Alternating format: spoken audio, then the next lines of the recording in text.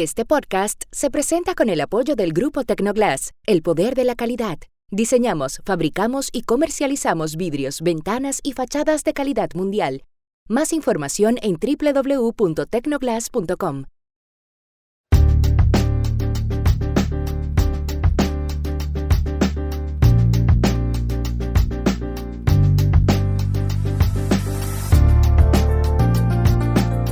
Hoy hablamos del auge de la ultraderecha el pasado fin de semana en Europa. También del cambio de dueño de TikTok y de Trump en el Reino Unido. Y de Venezuela, México y del caótico final de la Vuelta a España. Hola, bienvenidos a Y esto no es todo, el podcast del Georgetown Americas Institute de la Universidad de Georgetown en Washington, D.C. Soy Juan Carlos Iragorri, desde Madrid. Soy Ushi Levy desde Bogotá. Soy Jorge Espinosa y también estoy en Bogotá. Es martes 16 de septiembre y esto es algo que usted debería saber hoy.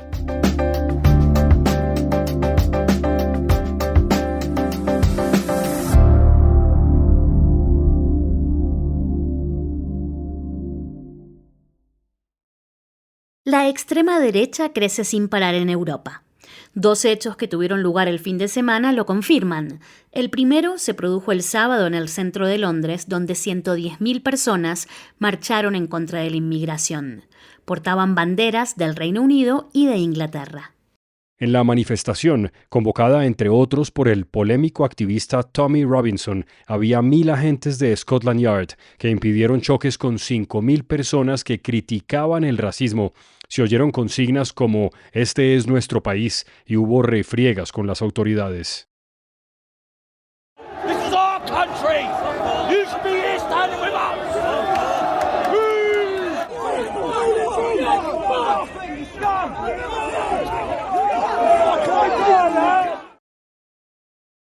24 horas después, en Alemania, se produjo otro hecho impactante. Fue en las elecciones de Renania del Norte-Westfalia, donde viven 18 de los 81 millones de habitantes del país.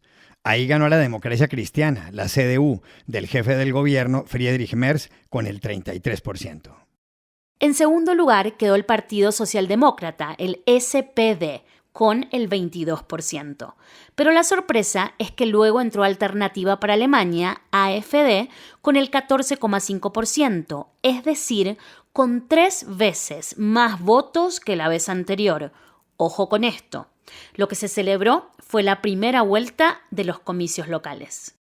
Alemania es la locomotora económica y el país más poblado de la Unión Europea. ¿Cómo calificar estos resultados electorales? Hablamos ayer en Berlín con Rosalía Sánchez, corresponsal del diario madrileño ABC y de la cadena radial COPE.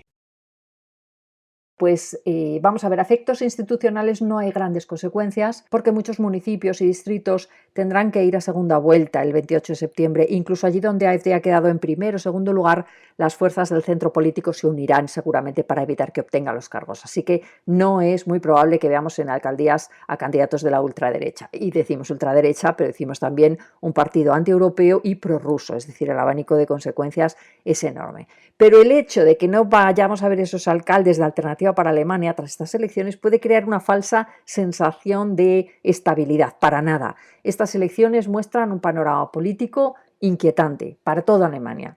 Este es el más poblado de los Bundesländer y queda en evidencia que el avance de AfD no es un fenómeno, digamos, sociológico y exclusivo del este alemán, de esos estados que en su día formaron la RDA, la Alemania comunista, sino que no, está ya plenamente anclado en el oeste, en la cuenca minera industrial del Ruhr, que fue tradicionalmente feudo socialdemócrata, y ahí también este discurso anti-inmigración euroescéptico, contrario a las políticas climáticas, ha calado en sectores sociales relativamente amplios, pues que se sienten desatendidos por los partidos tradicionales, que quieren soluciones rápidas para problemas como el aumento del coste de vida, la inseguridad en algunos barrios, la falta de integración lingüística en los colegios y que perciben un Estado demasiado grueso, anquilosado, poco ágil para responder a las necesidades actuales.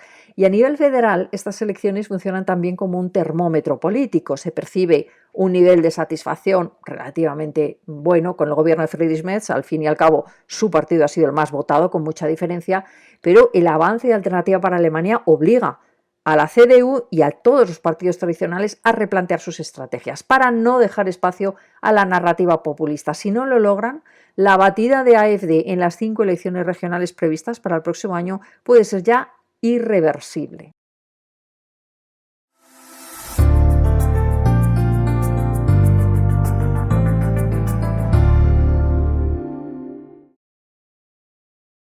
La batalla por TikTok parece haber terminado. Estados Unidos y la China han envainado sus espadas. La guerra se recrudeció en abril de 2024, cuando el entonces presidente estadounidense Joe Biden les dio a los chinos 9 meses para que cedieran el control de la red social. La idea era que, si TikTok no se desligaba de su dueña, la compañía tecnológica china ByteDance, debía cerrar en Estados Unidos. Pero Donald Trump extendió el plazo el día de su posesión, 20 de enero de este año, y hubo luego negociaciones en Ginebra, Londres y Estocolmo. Al final, ayer mismo Trump dijo que una delegación de su país había alcanzado en Madrid un acuerdo marco con una delegación china. Lo confirmó aquí el secretario de Comercio estadounidense Scott Bessent, que dijo que Trump hablará el viernes con el presidente chino Xi Jinping. We have a framework for a TikTok deal. The two leaders, President Trump and Party Chair Xi, will speak on Friday to complete the deal, but we do have a framework for a deal with TikTok. ¿Por qué quiere Estados Unidos que TikTok deje de ser una red social china? Por razones de seguridad nacional. TikTok tiene 135 millones de usuarios en territorio estadounidense, más del 50% de la población, y más de 2.000 millones de usuarios mensuales en el mundo. Eso significa que la compañía matriz de TikTok, con sede en un país cuyo gobierno es del Partido Comunista Chino, tiene muchos datos sobre millones de personas y podría, a través de la red social, influir en lo que oyen y ven. Una de las preguntas que se hace mucha gente es si una vez que TikTok cambie de manos en Estados Unidos, ¿habrá solamente un TikTok o habrá dos? Es decir, uno en ese país y otro en el resto del mundo. Para saberlo, llamamos ayer a Ciudad de México al experto en tecnología Javier Matuc. Excelente pregunta, porque un sistema no puede estar dividido en dos, y más un sistema de este tipo de redes sociales donde el famoso algoritmo o el software que decide qué mostrarte, qué no mostrarte, cuándo mostrártelo, etcétera. El acuerdo al que lleguen, la gran pregunta es si va a haber una central de TikTok en Estados Unidos que funcionará solo para los norteamericanos y se dejará la central china, alias mundial. Esa es una gran pregunta. Por aquí tienen que ver muchos factores. ¿Qué información va a aparecer a los usuarios de TikTok en Norteamérica? Y otro factor que no mucha gente menciona, y es un punto importante, es el asunto económico. Muchas miles de familias, en este caso en Estados Unidos, obtienen buenos recursos, o sea, dólares, a raíz de sus participaciones en TikTok, en la tienda de TikTok, etcétera. Entonces, esta división de entre un TikTok norteamericano y otro TikTok mundial es lo que todavía está por resolverse y por verse. Se antoja un poquito complejo que sean dos entidades, porque entonces una normalmente estará desactualizada de la otra. Me refiero al asunto del algoritmo, a lo que se puede mostrar, etcétera. Y pues la otra, por supuesto, es quién lo va a comprar. Se habían barajado ahí algunas compañías, no las de redes sociales actuales, sino otras compañías que tienen que ver con tecnología. Entonces, pues la gran pregunta es esa. Ahora, aquí para el usuario, en este caso norteamericano, pues debería ser la transición sin ningún problema, muy tersa, sin nada que te des cuenta, pero sin duda alguna, también hay que ver si el gobierno norteamericano va a intervenir, va a sugerir o va a estar ahí hombro con el TikTok norteamericano.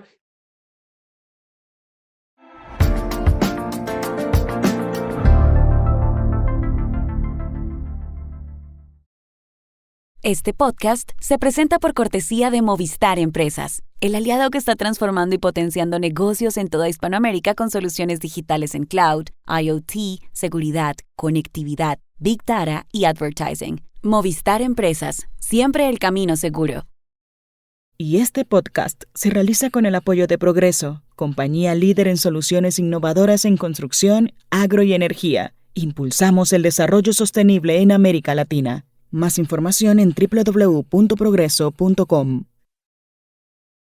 Los focos de la actualidad mundial van a estar desde hoy y por un par de jornadas en Londres, la capital del Reino Unido, a donde el presidente de Estados Unidos, Donald Trump, empieza una nueva visita de Estado a la cual lo invitó el rey Carlos III de Inglaterra.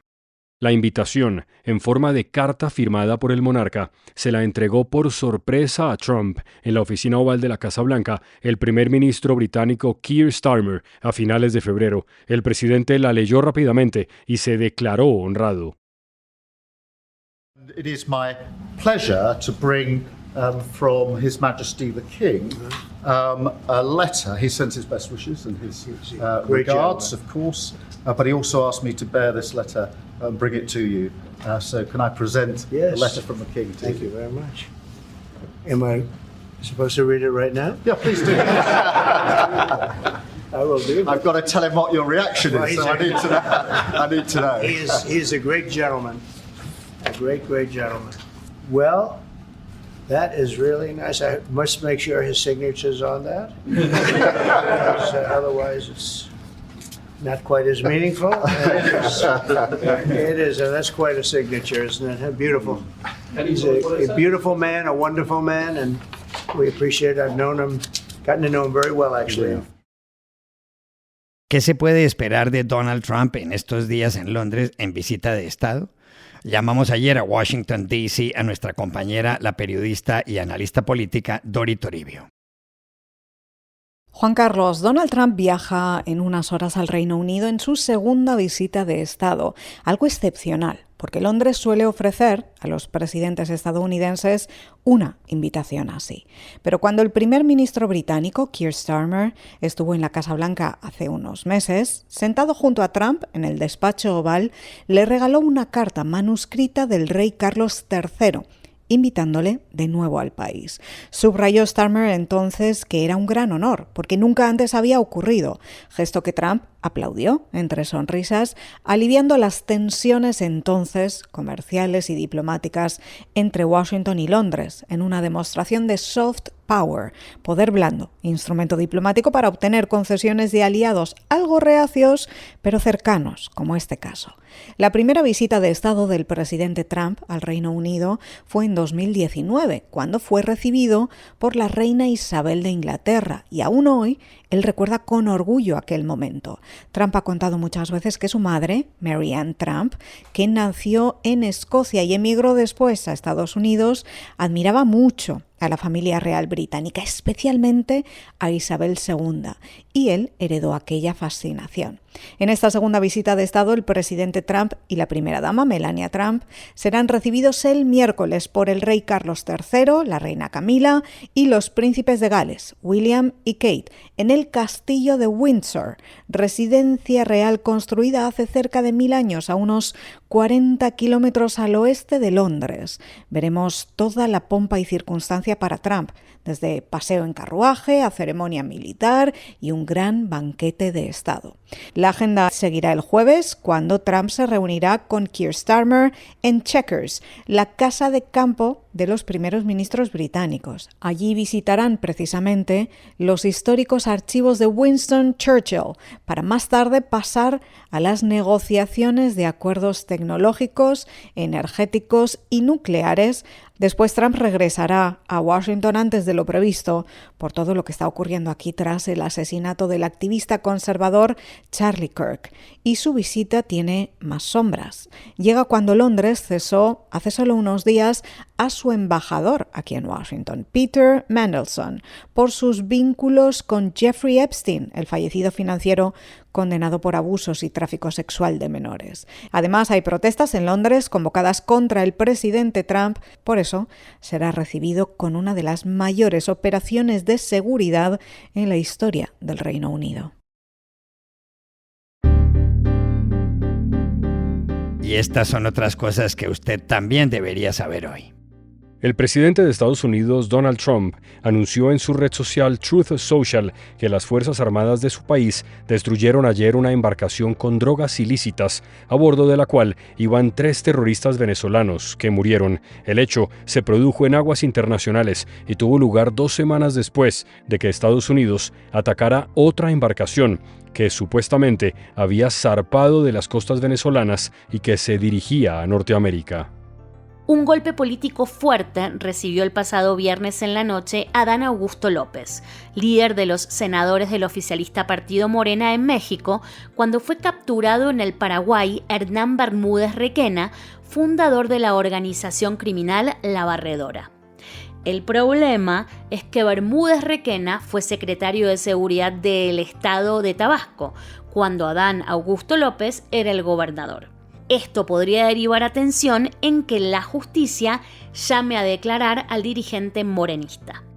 El secretario de Estado de Estados Unidos, Marco Rubio, confirmó ayer en una visita al primer ministro israelí, Benjamín Netanyahu, el apoyo incondicional de su país a Israel. Por otra parte, después de que el domingo manifestantes pro-palestinos impidieran que terminara la última etapa de la Vuelta a España en Madrid en protesta por la presencia de un equipo israelí, Radio Televisión Española le comunicará hoy al Festival de Eurovisión que España no tomará parte en la siguiente edición si participa Israel. Y aquí termina Y esto no es todo, donde siempre habrá más. En la producción estuvo Willy Rodríguez. Pueden suscribirse a este podcast en nuestro sitio web www.yestonoestodo.georgetown.edu, seguirnos en nuestras cuentas de X y de Instagram @yestonoestodo y por supuesto buscarnos en nuestro canal de YouTube. Gracias por oírnos. Chao, hasta la próxima.